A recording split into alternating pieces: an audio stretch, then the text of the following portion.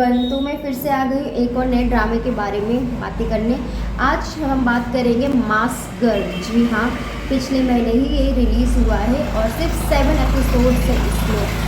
ये जो ड्रामा है बहुत ज़्यादा डार्क है, सस्पेंस थ्रिलर से भरा हुआ है। सो मच इनसिक्योरिटीज़ है इस ड्रामे में और रिवेंज भर भर के भरा हुआ है। इससे पहले मैंने शायद रिवेंज के ऊपर जो ड्रामा बताया था वो था द ग्लोरी। उसके बाद जो फुल ऑफ रिवेंज भरा हुआ मैंने ड्रामा देखा है वो है ये मास्क गर्ल।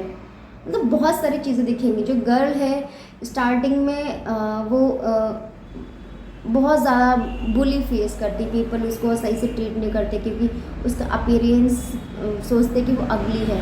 उसको वो मतलब वो बबली लड़की होती है, उसको डांस करना पसंद है, वो सिंग करना पसंद है, वो चाहती है लोग उसके आगे तालियां बजाएं। वो अपना उसका जो हॉबी है, उसका जो क्वालिटी है उसके अंदर वो लोगों के आगे शो करें। वो सिंगिंग और डांसिंग करना चाहती थी लेकिन लोगों ने उसको डाउन कर दिया कि तुम सुंदर नहीं दिखती, तुम अगली हो। इस तरह से उसके जो अंदर का था हिम्मत वो तोड़ दी। उसको इतना ज़्यादा दबा दिया, पिंच कर दिया। इवन उसकी जो रियल मदर है वो भी उसको कहती कि तुम्हारा फेस ऐसा है और ऐसे फेस को लेकर तुम ये सब करना चाहती है, सब बनना चाहती है, कोई तुम्हें एक्सेप्ट नहीं करेगा। वो कभी भी उसकी मदर ने उसको मोटिवेट नहीं किया। तो उसका बचपन ऐसे इनसिक्योरिटीज़ के साथ हुआ। फिर जब वो बड़ी हुई, वो रेगुलर लोगों की तरह उसने ऑफिस ज्वाइन कर लिया। उसका जो ड्रीम था उसने वो छोड़ दिया, लेकिन उसके अंदर जो पैशन था वो नहीं निकल पा रहा था। तो उसने एक काम शुरू किया। इंटरनेट के ज़माने में उसने ब्रॉडकास्टिंग शुरू की क्योंकि लोग हमेशा उसके फेस को लेकर कुछ ना कुछ बोलते रहते थे, वो इनसिक्योर फील करती थी। तो उसने अपना दिखाने के लिए कि उसके अंदर क्या क्या क्वालिटीज़ हैं, क्या मतलब उसका क्या कहें कि वो क्या कर सकती है, क्या उसकी क्रिएटिविटी, अपना सब कुछ क्रिएटिविटी दिखाने के लिए उसने मास्क गर्ल करके मैं ब्रॉडकास्टिंग चैनल शुरू किया। उसने एक मास्क तैयार किया। वो जब भी लाइव करती थी मास्क लगा के करती थी। बहुत सारे लोग उसको देखते थे। मास्क में क्या करती, मतलब लाइव में वो क्या करती थी, गाना गाती थी, डांस करती थी, जो भी मतलब उसके मन में आता था करती थी। लोग उससे चैट करती थी, जो क्वेश्चन उससे पूछते थे वो उसको बताती थी, हर तरह से कर देती।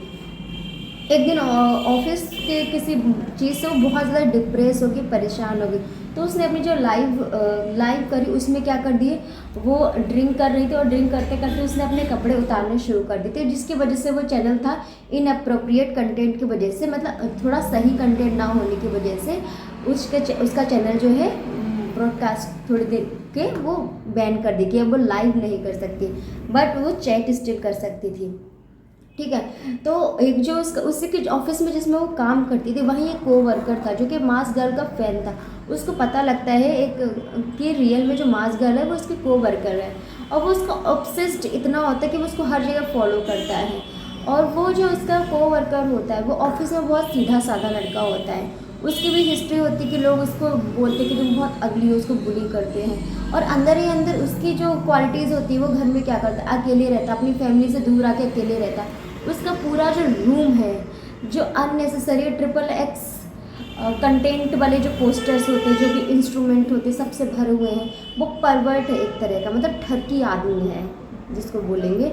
वो उसको मास्क गर्ल की वीडियोस देखना पसंद है, लड़कियों की वीडियोस देखना पसंद है, बट वो सबसे ज़्यादा फैन मास्क गर्ल का है। जब उसको पता लगता है रियल में कि ये लड़की है तो वो उसको फॉलो करता है, हर एक चीज़ को जानता है।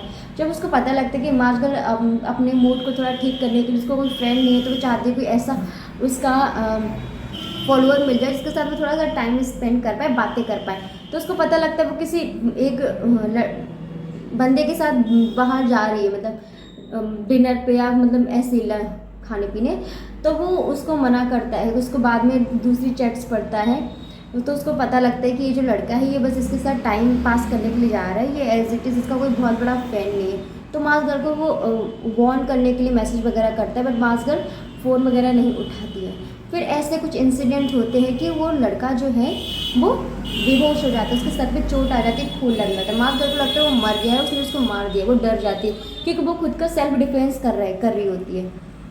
तो फिर वो घबराती है, तब वो फ़ोन उठाती है, तब वो उसका ऑफिस वाला कोवर्कर उसको फ़ोन करता है, तब वो सब कुछ बताती है। और वो मास्क गर्ल का ऑब्सेस्ड इतना होता है कि वो वहाँ आ जाता है। वो मास्क गर्ल से कहता है तुम यहाँ से जाओ, तुम इसको हैंडल नहीं कर सकती, मैं कर सकती हूँ। जब वो वहाँ पे खड़ा होता है तो उसको पता लगता है कि वो बंदा जिंदा है अभी, उसने वो वापस उसको होश आ गया होता है। तो मतलब वापस उसको होश आ गया होता है, तो उसकी हेल्प करके उसको सही ले जाने के बजाय वो क्या करता है, वहीं चाकू होता है, उस चाकू से उसको मार देता है और मारने के उसको टुकड़े टुकड़े करके एक बैग में भर के ले जाता है, अपने घर पे रख देता है ताकि और किसी को पता नहीं लगता।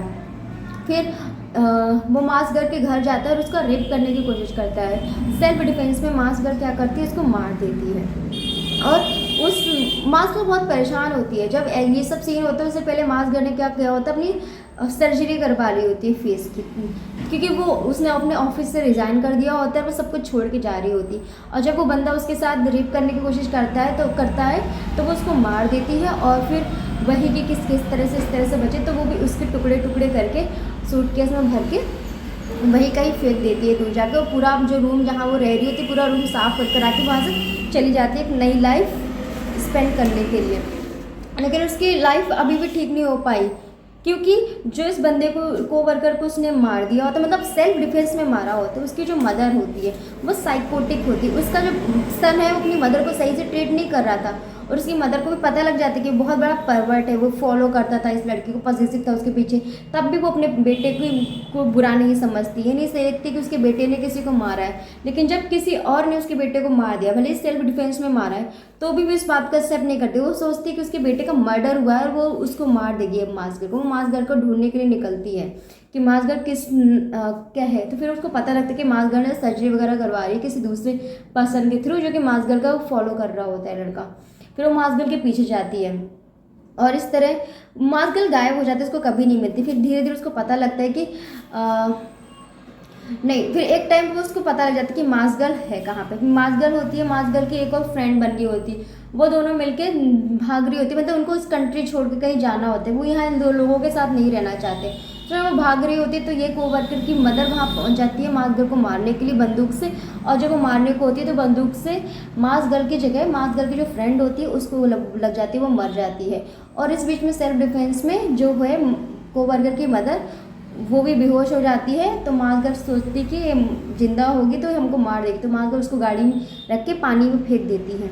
और पता नहीं उसके अंदर इतनी सी एनर्जी कहाँ जा जाती है, उसको गाड़ी में होश भी आ जाता है। वो अपनी बंदूक उठाती है, गाड़ी के शीशे पर निशाना मारती है, शीशा तोड़ती है और ऊपर आ जाती है। फिर वो लड़की औरत मतलब बाहर निकलने के बाद क्या कराती है, वो भी अपनी सर्जरी करा लेती है। सर्जरी कराने के बाद दोबारा से मासगर को ढूंढती है, लेकिन उसको नहीं मिलती है। तो उसको फिर पता लगता है कि मासगर की एक बेटी है, जो कि एक्चुअली में जब उसके बेटे ने रेप किया था मासगर का, तो वो उसकी डॉटर मासगर उसके बाद प्रेग्नेंट थी, उसकी ग्रैंड डॉटर है, जबकि उसको नहीं पता होती ये बात है। लेकिन वो उस पर नज़र रखती है, उसकी पूरी जो बचपन होता है वो हेल बना देती है। वो जिस भी स्कूल में जाती है वहाँ पे वो ये रूमर्स फैला देती थी कि एक जो मर्डर है मासगर, ये मासगर की लड़की है, जबकि उस बेचारी को कोई कसूर नहीं होता। और वो मासगर की लड़की के साथ ऐसा रहती है कि वो उसकी स्कूल के बाहर फूड सेल करने वाली दादी हैं, जिसकी बहुत फिक्र करती हैं, वो उनको अच्छा मानती है। जबकि हर स्कूल में जहाँ जहाँ भी जितने भी स्कूल चेंज करके जाती है वहीं पे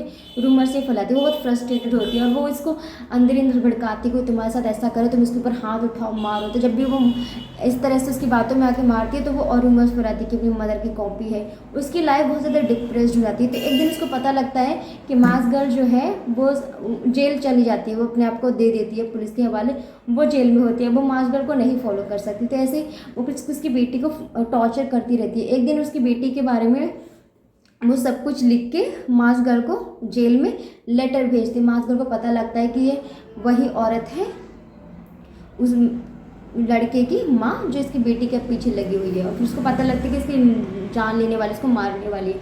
मासगर जैसे तैसे जेल से एस्केप करती है और अपनी माँ को मनाती है, अपनी माँ से फ़ोन करती है कि मेरी बेटी की मौत होने वाली है। और जहाँ पे वो उसने उसकी बेटी को किडनैप करके रखा हुआ था वहाँ जाती है और वहाँ पे अपनी बेटी को बचा देती है। लेकिन इस बीच में मासगर की माँ उसकी डेथ हो जाती है और जो लास्ट में वो जो औरत होती है वो बंदूक मार जाती है, मासगर के भी बंदूक लग जाती है और वहाँ पे पुलिस आ जाती है। और जो औरत होती है कोवर्कर की माँ, उसकी भी मौत हो जाती है। बस उसकी मासगर की बेटी बच जाती है। जो मासगर की बेटी होती है वो इतने टाइम से भी माँ से घृणा करने लगती है, नफरत करने लगती है, मेरी माँ ऐसी है। लेकिन जब उसको सब कुछ स्टोरी पता लगती है स्टार्टिंग से, तो अपनी माँ को दोबारा से एक्सेप्ट करने लगती है कि मेरी माँ ऐसी नहीं थी, सोसाइटी ने उसको ऐसा बना दिया। अब वो अपने आप को बेटर करती है, वो अपने पास्ट को इसलिए सबको माफ़ कर देती है। यहाँ पे स्टोरी ख़त्म होती है आगे कि मतलब सब रिवेंज से भरे जितने लोग थे सब मर जाते हैं सिर्फ लास्ट में मास गर्ल की जो बेटी है वो बचती है। तो ये पूरी डार्क रिवेंज से भरी हुई स्टोरी है। आप देखोगे ना तब आपको लगेगा कि इतनी डार्क है, क्या है इसमें। अगर आप इस तरह की रिवेंज या डार्क सीरीज़ देखने के इंटरेस्टेड हो तो आपको मास गर्ल बहुत अच्छी लगेगी। अगर रेटिंग्स की बात करें तो मैं इसको रेटिंग दूंगी 9.5 आउट ऑफ 10।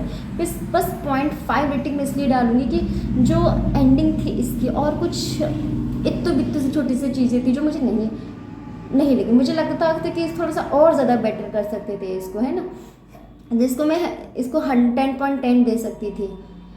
बाकी 9.5 भी अच्छी रेटिंग है, ओवरऑल 10 ही है। तो आप इसको देख सकते हो अगर आपको इस तरह की सीरीज़ ड्रामा पसंद है।